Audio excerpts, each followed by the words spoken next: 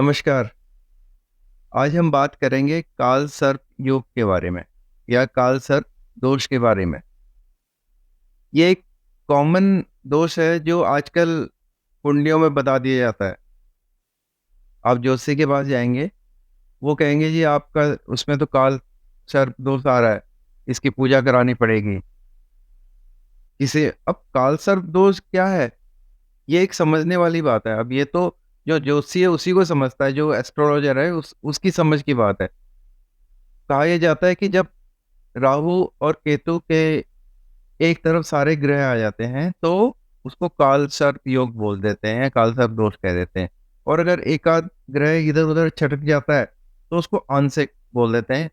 और रिकमेंड ये किया जाता है कि आप काल सर्प की जो है पूजा करो, नागपंचमी के दिन जो है इसकी पूजा करो।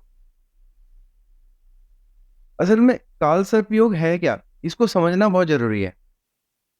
कालसर्प योग के लिए जो तर्क दिया जाता है कि राहु और केतु, अब राहु और केतु तो शैडोई प्लेनेट है, अमर है, तो वो तो कुंडली में रहेंगे ही।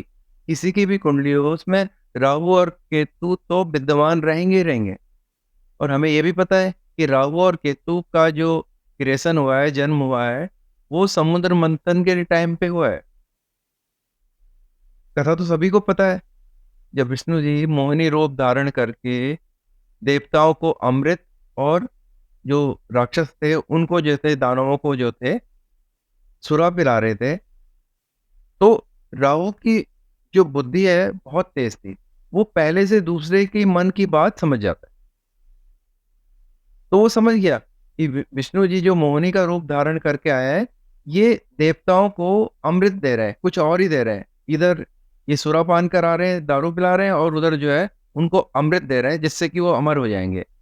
तो उसने पहले ही पहचान लिया और उसने जो है एक देवताओं का ही रूप धारण करके वो देवताओं की पंक्ति में बैठ गया और उनसे उसने अमृत ले लिया और उसको पी भी लिया। पी लिया तो सूर्य और चंद्र ने उसको देख लिया, लेकिन तब तक वो अमृत पी चुके थे। राहु ने स्वरभानु नाम का जो राक्षस था उसने अमृत पी लिया था, तो वो अमर हो चुका था। विष्णु जी ने उसका धड़ तो अलग कर दिया, सिर अलग कर दिया, तो ऊपर वाला पोर्शन जो है राहु बन गया और नीचे वाला पोर्शन जो है केतु बन गया। लेकिन इसमें आप देखिए कि राहु कितना शार्प था कि उसने पहले ही जान लिया। राहु जो है दूसरे के मन की बात पहले से ही पहचान लेता है। अब केतु जो कि नीचे का हिस्सा है, धड़ है, उसके पास ना तो आँखें हैं, ना कान है, ना नाक है और ना ही मुँह है उसके पास। है तो क्या? सिर्फ़ नीचे का धड़, टच।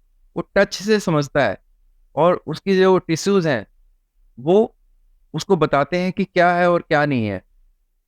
तो उसकी भी एक कहानी है केतु की कि आखिर में जो है केतु जो है अपना जो ध्वज है वो ऊँचे एक पर्वत पे जाके गाड़ देता है और जो है वहाँ उसको मोक्ष की प्राप्ति हो जाती है।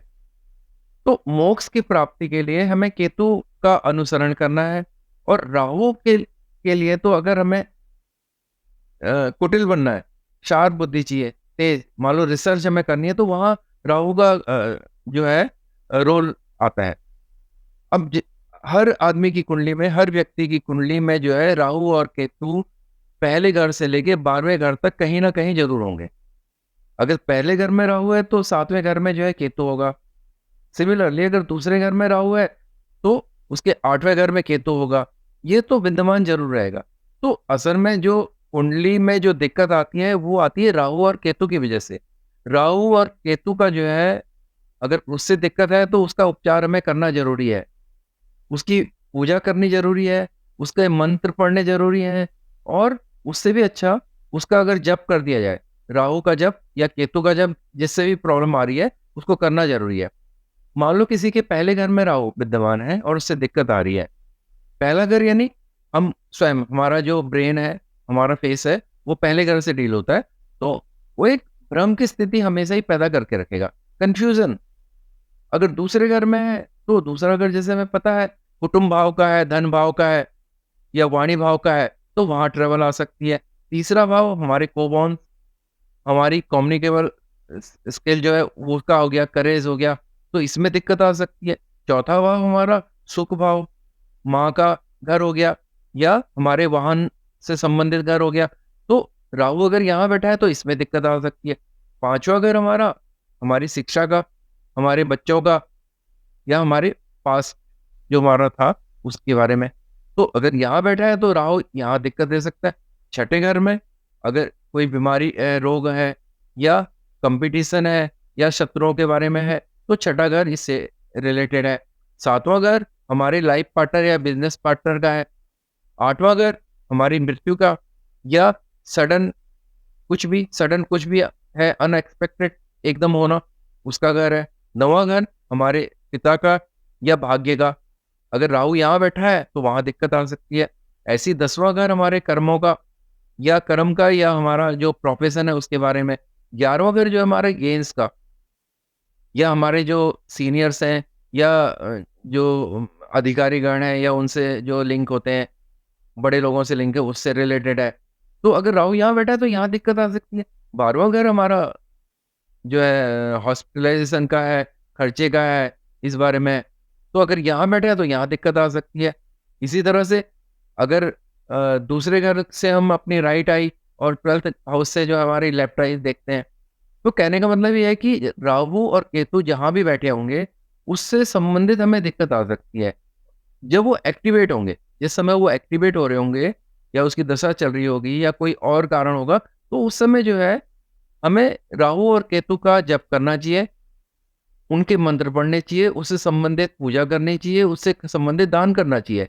तो कालसर्प योग जो है एक भ्रम है, कालसर्प योग कुछ नहीं होता। हमारे पुराने ग्रंथों में भी इस बारे में कोई कुछ भी नहीं लिखा हुआ है, कोई कहीं भी नहीं आता है, इसके बारे में कोई जिक्र नहीं है कहीं भी।